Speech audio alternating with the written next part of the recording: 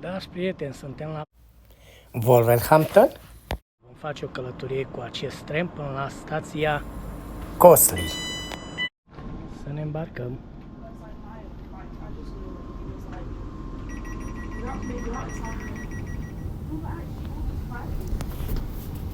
Distanța între Wolverhampton și Cosley este de 5 mile și se face în aproximativ 5 minute.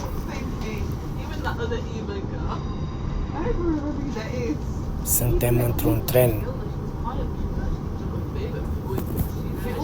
London Northeastern Railway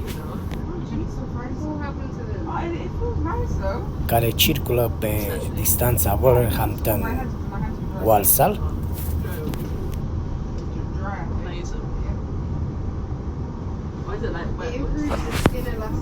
Numai aceste trenuri opresc în stația Cosley. Celelalte trenuri, cum ar fi LNR, care vin de la Crewe, Avanti Coast sau Cross Country, care vin de la Liverpool sau Manchester, nu opresc în stația Cosley.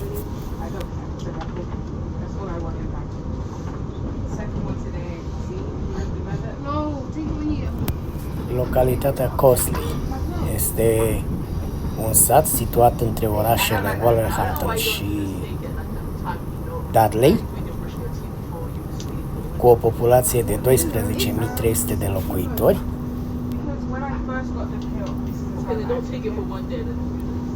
Și care face parte din comitatul West Midland. După cum îi spune și numele,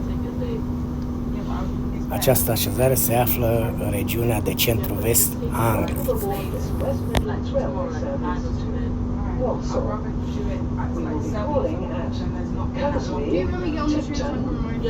Până în 1875, această localitate făcea parte din satul Sedley.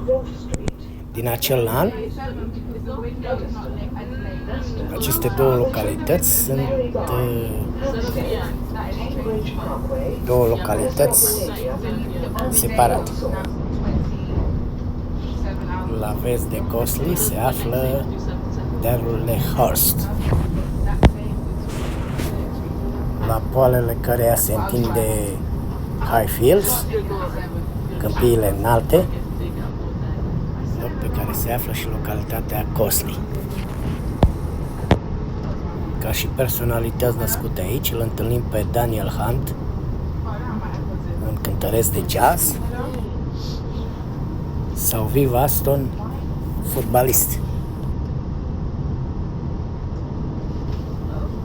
Stația din Cosley, care are două peroane, a fost înființată în anul 1902 și este tranzitată anual de circa 500.000 de călători. Trenurile opresc aici cu o frecvență de o jumătate de oră către Birmingham și către Wolverhampton.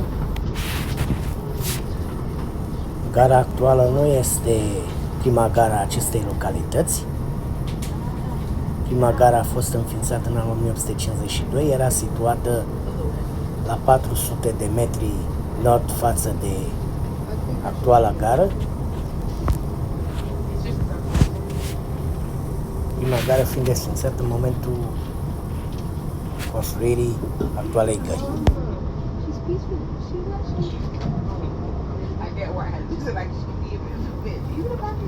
În afară de tren, legătura dintre această localitate și